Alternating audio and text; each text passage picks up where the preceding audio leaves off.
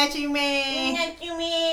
Natsume! Hey guys, it's Erin, and it's time for another anime review.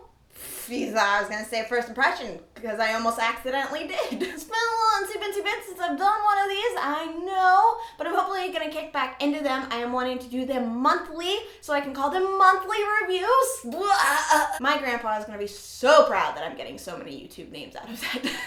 If you follow me on any sort of social media site, you may have a guess as to which anime I'm going to be reviewing today, or if you looked at the title, you cheater. But I have been raving about this anime lately because it's weaseled its way into my little anime lover heart. Today I'm going to be reviewing Natsume Yuujinchou, or Natsume's Book of Friends, which is based on the manga of the same name by Yuki Midorikawa. It's a supernatural slice of life anime that started airing in 2008, so let's get started. Like every other aspect of Natsume Yuujinchou, the premise is simple. Ever since he was a child, Natsume Takashi has been able to see yokai, or monsters/spirits of Japanese folklore, an ability he inherited from his now deceased grandmother. Orphaned at a young age, he is called a liar, as the relatives he's passed around to are unable to see yokai like he can, and he becomes depressed, withdrawn, and angry at his ability. After moving to his grandmother's hometown, he learns that he is the owner of her Book of Friends, a powerful book containing the names of yokai that she bullied into being her servants, and whoever has control of the Book of Friends has control of these yokai. Aided by his bodyguard, Madara, aka Nyanko-sensei, Takashi takes it upon himself to return the names of the yokai that ask for his help,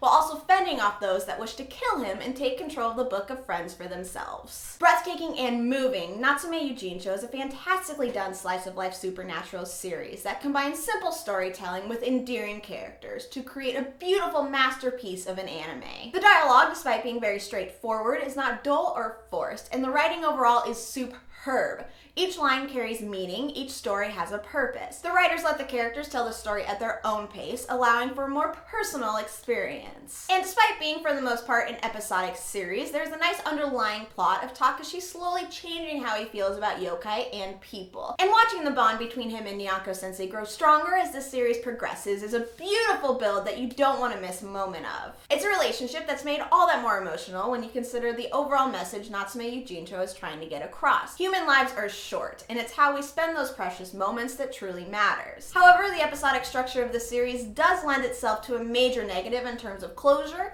The series finale, as beautifully written and tear-jerking as it was, still leaves you craving more. But with the manga ongoing, hopefully we'll get to see Natsume and Nyanko-sensei and friends in future seasons. With its lack of any serious danger, though there are numerous yokai that are creepier and more terrifying than others, and a certain exorcist character introduced later on provides a little bit, Natsume Yuujinchou is not an anime you watch for exhilaration or epic action moments, but subtlety is this series' strong point. Heartwarming and calming, the show easily draws the attention of the viewer in a different way and provides a relaxing distraction from everyday stressors. Now, this does not mean that the show is deprived of emotion. Every single episode touches the viewer in some way or another. This could be joy at seeing a young fox yokai try his hardest, or your heart being ripped into millions of pieces at seeing the traumatic childhood Takashi experienced, or countless emotions in between. It's neither purely dramatic nor reliant on shock value type reveals. It just is. Toss in a healthy dose of light, witty humor that never feels out of place, and you've got yourself a soothing feel-good story that is not as pretentious as it could easily be. And just because the storytelling is simple does not mean the characters lack personality. Takashi himself is an outstanding relatable lead who is one of the most admirable characters in anime. He wants to take care of others and puts their happiness before his own on more than one occasion. Seeing his lonely, heartbreaking childhood through flashbacks and dreams draws out more sympathy from the viewer, to the point where you just want to reach through the TV and give him a big hug to let him know it'll be okay. The chemistry between him and Nyanko-sensei is natural and provides many memorable moments throughout the series. Combined with the respective voice actors' outstanding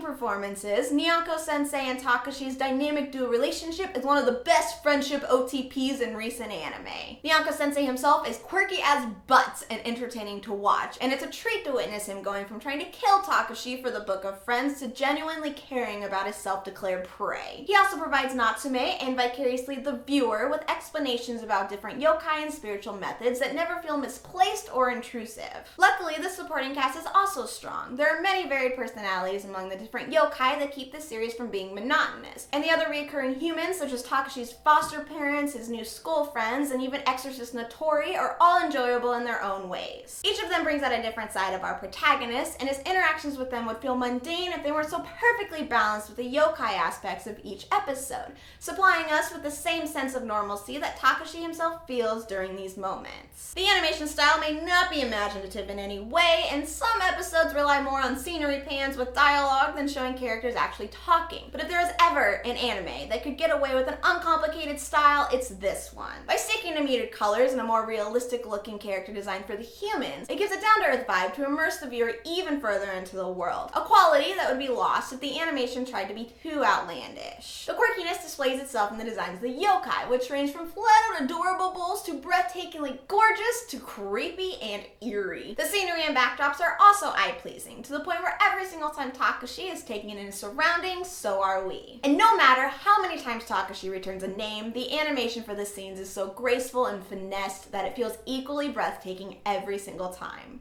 Moving on to music, with openings that are as mellow as the rest of the series and endings that are only a step away from being lullabies, Natsume Yuujinchou's soundtrack shines. The score perfectly aligns itself with the tranquility and emotion of the rest of the series. It doesn't vary much, relying on the same cues and melodies each episode, yet at the same time manages to not be annoyingly repetitive. Words alone are incapable of describing the overall beauty of Natsume Yuujinchou. It's a humble yet moving story that stands out among the numerous anime that drown themselves in flashiness and overcomplicated explanation. Real and mellow, it's a story that should not be overlooked because of its slice of life tag. The simplicity of it all, from the art style to the dialogue to the emotions it tackles, makes Natsume Yuujinchou an appealing show that should be on any anime viewer's radar. Yo, pretty auto faces can find all 4 seasons of Natsume Yuujinchou or Natsume's Book of Friends on Crunchyroll. There's a link down in the description below where you can click and you can go watch it, and there is also a link down there for you to try out a Crunchyroll premium membership free for 14 days, so you're supposed to totally click it because it's pretty awesome, guys. That is it for my review of Natsume Yuujinchou. I hope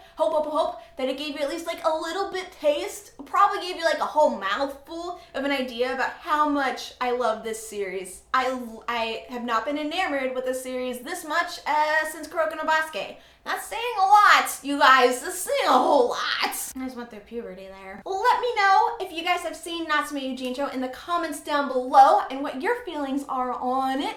If you'd like to follow me on any other sort of social media shite, all the links are in the description down below. I have an Instagram, Twitter, Tumblr, Facebook, my anime list, and Hummingbird profile, as well as Crunchyroll profile. So you guys should definitely follow me on all of that stuff. Also Instagram. Did I say Instagram? I don't actually remember, but I'm sure it's down in the description below. I hope you guys want to see it. I hope you guys are having a fantastic, my sleeves, beautiful day, and I will talk to you later. Bye-bye! All the water condensation from my cup just splashed me in the face. Aided by his bodyguard, Midorikawa, each story has a purpose. And it's how we spend those precious moments.